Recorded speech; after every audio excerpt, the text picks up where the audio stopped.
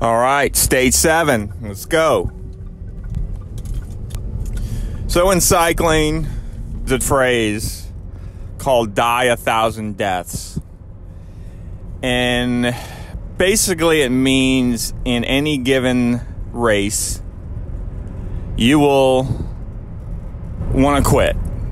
And then you'll feel good again, and then you'll want to quit. You'll just go through so many different phases of overcoming that, and overcoming depletion, and overcoming mental barriers of wanting to stop when physically you're at your limit or anaerobic threshold, or lactic acid in your muscles. It burns. So you can die 1,000 deaths in one race and still win, or get on a podium, or finish, or whatever you want.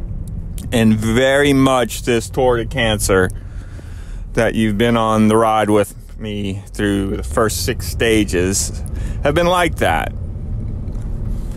Mostly downs, very few ups, but there have been times when I felt terrible the entire race, and then somehow at the end I just started feeling good and had a great race. So that happens as well.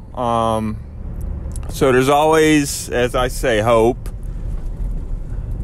And let me reiterate, the reason I'm telling this story is not a look at me story. I want to provide hope, because once again, there wasn't much hope when you're going through cancer. Everywhere you look is death and despair. But that's not always the case. I remember calling a friend of mine, Tim.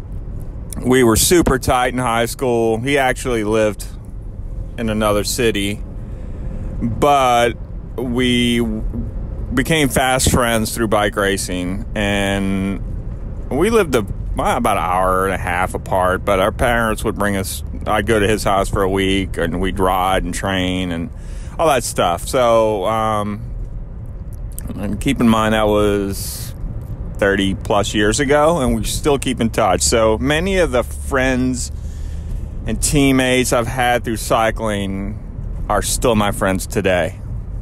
And Tim is one of them. And Tim is a doctor in cancer. And I remember talking to him, and he was really good to bounce things off of.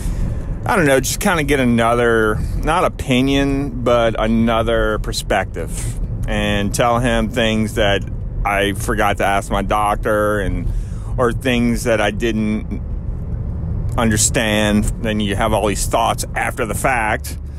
So he was great for that. But I remember after I got the news that I had multiple lesions in my lungs, and that were biopsied, which is no fun, by the way. They go in there and hopefully not puncture your lung to get a biopsy. And I remember going to the grocery store on the way home from work, and I was panicking for the most part. And I just asked, have you ever seen patients go in with a bad case of cancer and then become cancer-free? And he says he has. He says he's seen people walk in that you would never think would recover. Cancer all over the place, and somehow they just respond to treatment, and it happens. Now, that's something that you don't see much on the news or on TV shows, because there's always a main character in a TV show that has cancer and it's dying, which is no fun to fucking watch when you're actually going through it. So I always took that from Tim, and I just put it in my back pocket. And that was a little bit of hope that I needed and that I needed to focus on. That the race isn't over yet. Certainly not looking good, but it's not over. So we last left off, I had a near-death experience. I popped up and I said the recovery began, but it was rough. So that moment after I popped up, I was awake. I was asking for pizza. I was asking for milkshakes. I still couldn't get out of bed. I mean, I was f***ed up. Don't get me wrong. My legs were still not working. I was a shell of myself. Practically a skeleton. There were so many complications. I'm just going to plow ahead, and there are just some things I'm going to have to skip. But trust me when I say there was little things that I was having to deal with in addition to the major things.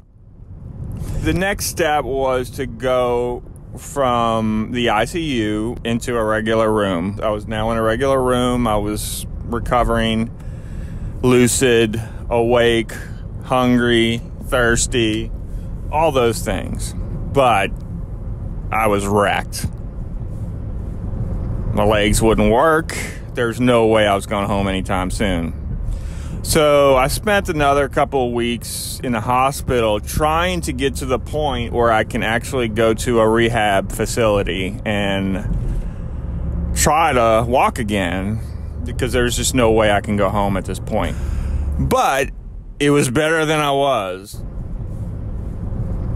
Eventually, a couple of weeks passed, and they brought me to a rehab facility. Now, this was during the peak of COVID. No vaccine was out. COVID panic was huge. I could have no visitors in rehab. I couldn't see my wife. The only time my wife could come and see me was through my room window. We would actually see each other through the glass and put our hand up to the glass, and I would joke about the Melissa Etheridge song, "Come to My Window." It's funny now, but it was actually kind of sad just to be cut off from family for that long. I watched a lot of HGTV. I watched a lot of American Pickers, the History Channel. They asked in the beginning, what are your goals? I said, in 2 weeks, I'm going to walk out of here. And during that 2 weeks, I slowly started to get out of bed. And I remember the first time, it was hard, but I actually got myself out of bed into a wheelchair, wheeled myself to the restroom, and actually did it on my own. And that was a big deal. That was a major accomplishment. I made a joke to a friend of mine. I said, there's nothing that strips your dignity like in a bedpan and having someone else wipe your ass. But I have a video where I walked again, and I could walk like up a hall and back down and back into the wheelchair, and that was a big deal. And I remember sending that video to my wife and her posting on Facebook about how excited she was, and that made me feel really good. Emotionally, it was really hard because I was missing my family so much. It's been over a month. I haven't seen them. It was brutal. I would FaceTime them, and my wife was like, hold it together, and it was rough. It was like holding back an avalanche of tears. I gotta walk so I can see them again. I couldn't leave until I can walk. That was the thing. You cannot leave here until you walk again. In 2 weeks, I walked out of that motherfucker. I was probably about 135 pounds. I was skin and bone. I looked about 80 years old. Could barely walk, but I walked. And I walked without any assistance. I did it. And I walked down that hallway, which I wheeled myself through many times, to my wife's arms and into our car to go home. And yeah, that was a good feeling, to see my family again, to be home again. But there's still a little issue I got, and that's fucking lung cancer. I got probably, I don't know, 6, 7, 8, I can't remember, lesions on my lungs. Too weak to do any sort of treatment, so you don't know what's going on. Are these things multiplying, expanding? But I guess the way I rationalized it is kind of like cycling. You know, you die 1,000 deaths, and I was dying deaths and I was recovering. You know, I was dying and I was recovering. So I just looked at it like I've done throughout this series. I think you might have hopefully noticed it. I just kind of take it one step at a time. It's like, okay, I'm here. I'm here. So now it's like, what's next? What do we have to do once again to give me the best chance? So I'm going to end it here. End of stage 7. And in stage 8, we'll go into what happens next. There are brighter days ahead. Please like, please subscribe, and I'll see you at the starting line for stage 8. Let's go!